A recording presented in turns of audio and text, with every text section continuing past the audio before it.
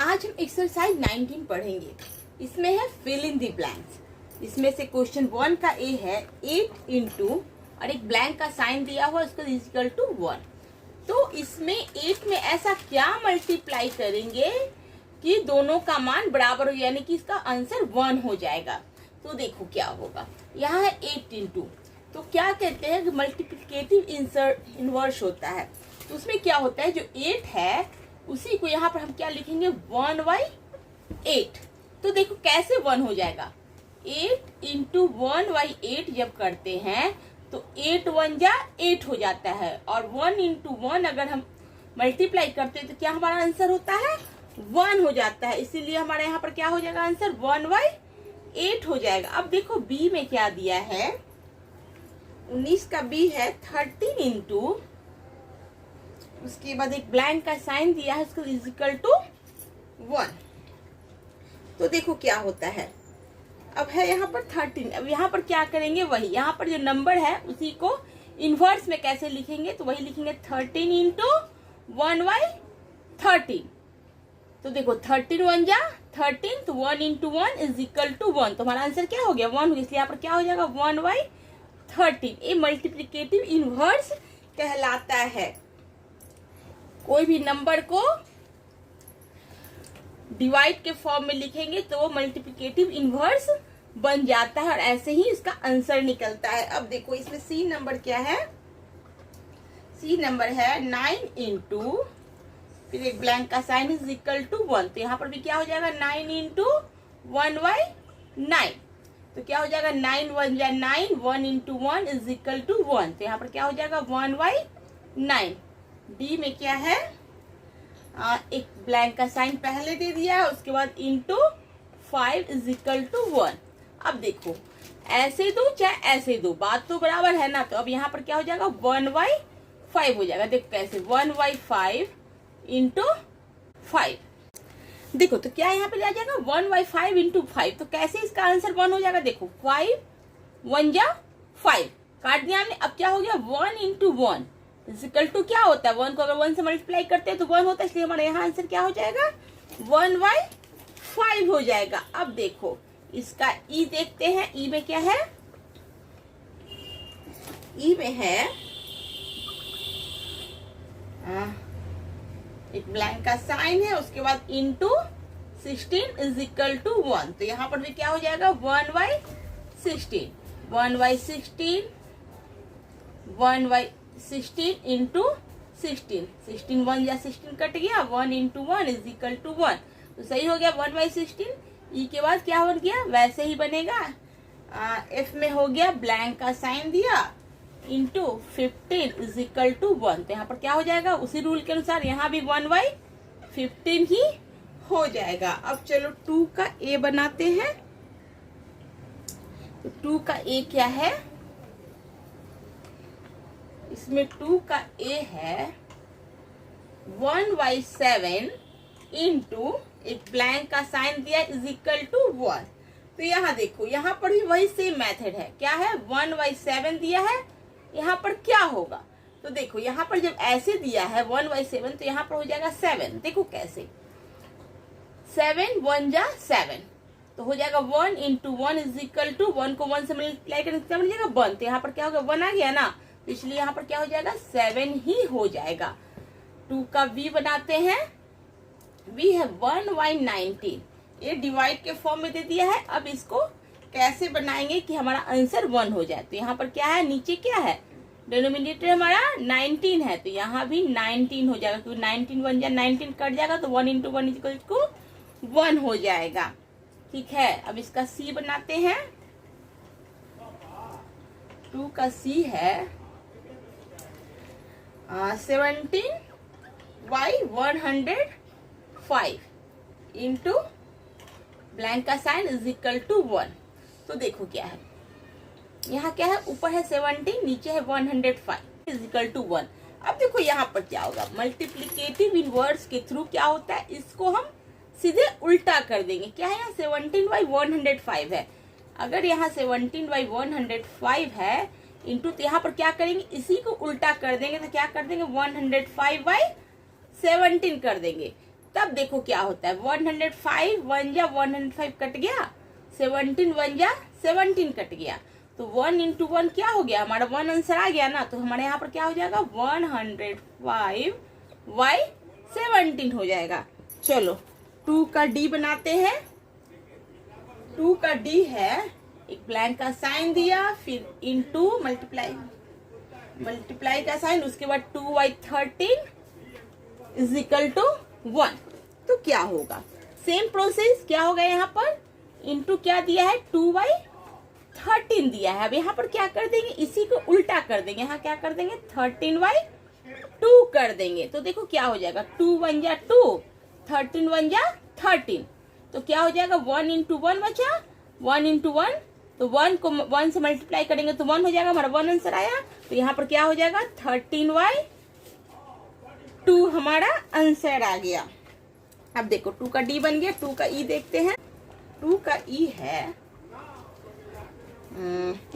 एक ब्लैंक का साइन दिया, उसके बाद 21/8 इज इक्वल टू 1। तो यहाँ पर भी क्या हो जाएगा, वही यहाँ पर उल्टा कर देंगे तो क्या हो जाएगा 8/21 इसका आंसर हो जाएगा। अब इसका एफ क्या है, एफ है 11/17 इंटू एक ब्लैंक का साइन इज इक्वल टू 1। तो जैसे हमने बताया उसी प्रोसेस से बनाना है इसको, वैसे ही जैसे कैसे 11/17 किया इंटू इसको उल्टा कर दिए, तो क्या हो गया 17/11। तो 11 से 11 कट गया 1 बार में, 17 से 17 कट गया 1 बार में, तो 1 इंटू 1 इज इक्वल टू 1। तो ऐसे ही सब बना के देखना। तो यहाँ पर क्या हो जाएगा हमारा आंसर 17/11 हो जाएगा। चलो अब देखो 3 नंबर में क्या है, right the multiplicative inverse of the following. इस पे क्या है, ए नंबर में क्या दिया है 27, क्या है 27, इसका मल्टीप्लिकेटिव इनवर्स हमको बनाना है। तो देखो क्या होता है, 27 है, 27 को जब 1/27 से मल्टीप्लाई करेंगे तो क्या आ जाएगा, तो 27 को 27 में मल्टीप्लाई काटेंगे तो 27 बन जाए 27 की 1 इंटू 1, इसका आंसर 1 हो जाएगा। तो यही होता है मल्टीप्लाई की 1 ही आ जाना। तो देखो 27 है, तो इसका आंसर क्या हो जाएगा 1/27, ठीक है। अब देखो बी का क्या होता है, बी है हमारा 100, इसका मल्टीप्लिकेटिव इनवर्स क्या हो जाएगा, वही हो जाएगा, देखो 100 इंटू 1/100 काट दिया, 100 1 जा 100, तो क्या हो जाएगा 1 इंटू 1 इज इक्वल टू 1। तो इसका क्या आंसर आ जाएगा 1/100। चलो इसका सी देखते हैं, सी में क्या है 1/14 का क्या होगा मल्टीप्लिकेटिव इनवर्स। अब देखो 1/14 है, तो 1/14 को अगर 40 से मल्टीप्लाई करते हैं तो 14 1 जा 14 बराबर 1 इंटू 1 बराबर 1। तो इसका आंसर क्या हो जाएगा, इसका आंसर हो जाएगा 14, इसका आंसर हो जाएगा। चलो इसका डी बनाते हैं। इसका डी है 1/22। अब देखो 1/22 हो गया, इसको जो नीचे है उसी से अगर देखो इसको उल्टा करते तो क्या हो जाता है 22/1 हो जाता है। 1 से कटा 1, 22 से कटा 1, तो क्या हो गया 1 इंटू 1 बराबर 1। तो इसका आंसर क्या हो जाएगा 22, क्योंकि नीचे का कोई वैल्यू नहीं होता, तो इसका आंसर क्या हो गया 22, इसका आंसर हो गया। अब इसका ई क्या है, ई है 1/75, इसका मल्टीप्लिकेटिव इनवर्स क्या होगा।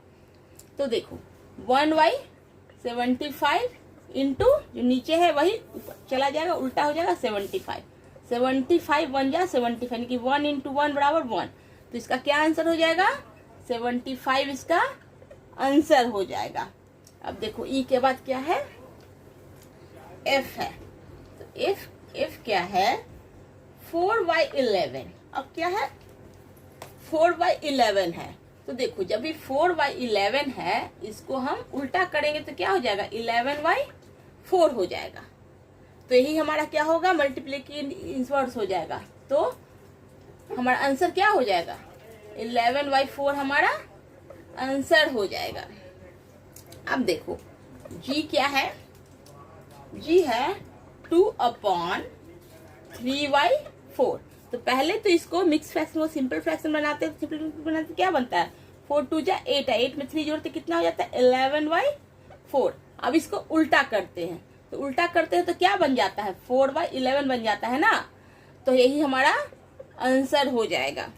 अब जी बन गया। अब इसका एच देखते हैं। एक ही मैथ को कितने भी तरीके से बना सकते हैं, सभी सही ही होता है। एच बनाने का तरीका अलग हो सकता है लेकिन आंसर सबका सेम होना चाहिए। अब देखो 11/8 है, तो क्या है यहाँ पे 11/8 है। इसको अगर उल्टा करें तो क्या हो जाएगा हमारा 8/11 हो जाएगा। तो यही हमारा आंसर हो जाएगा। मल्टीप्लिकेटिव मिनट्स का मतलब ही होता है उल्टा करना। एक्सरसाइज 19 में 4 नंबर है, राइट ट्रू और फॉल्स, यानी कि इसमें एक जो क्वेश्चन दिया हुआ है ये ट्रू होगा या फॉल्स होगा ये हमें बताना है। तो देखो क्वेश्चन ए में कहता है every whole number other than 0 has a multiplicative inverse, यानी कि जितने भी होल नंबर है। तो पहला सवाल ये आता है कि होल नंबर होता क्या है। तो होल नंबर वो होता है जो 0 से शुरू होता है और जहां बहुत दूर जहां तक हम गिन नहीं सकते वो होल नंबर होता है। इसमें कोई भी कट नहीं है, तो क्या है कि होल नंबर है। ठीक है, 0 शुरू होता है और कहीं तक भी जा सकता है, इसमें कोई भी कट नहीं हो सकता है। ठीक है, तो कह रहा है every whole number other than 0 है। तो क्या जितने भी होल नंबर है वो 0 से मल्टीप्लिकेटिव इनवर्स हो सकते हैं, तो वो सकते हैं। इसीलिए इसका आंसर क्या होगा, इसका आंसर ट्रू होगा। जितने भी होल नंबर है वो 0 से मल्टीप्लिकेटिव इनवर्स हो सकते, इसलिए हमारा आंसर क्या हो जाएगा, ट्रू हो जाएगा। बी नंबर में क्या दिया है, there is no number, there is no number whose multiplicative inverse